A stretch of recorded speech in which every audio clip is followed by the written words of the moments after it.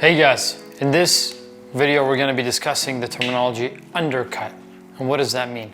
A lot of clients will come and say, I want a part, but I don't want to worry about combing anything down on this side. This is when we suggest, okay, let's give you an undercut. What an undercut basically means is whatever number we choose to do on the sides, we're going to be bringing that number all the way up to the part line. In this scenario, we've done a hard part for this mannequin, but we're gonna also do an undercut. So you take your clipper and you take it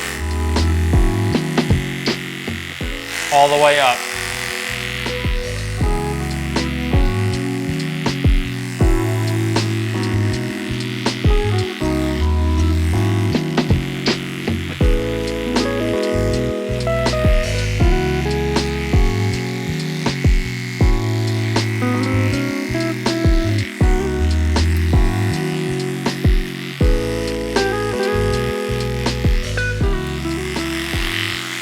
And this is what an undercut looks like. Same number all the way up to the part, so that way when the client wakes up in the morning or whenever they want to go out and they want to style their hair, they will have a hard part and they can just comb their hair over to one side and not have to worry about combing anything down on this side. This is what an undercut is.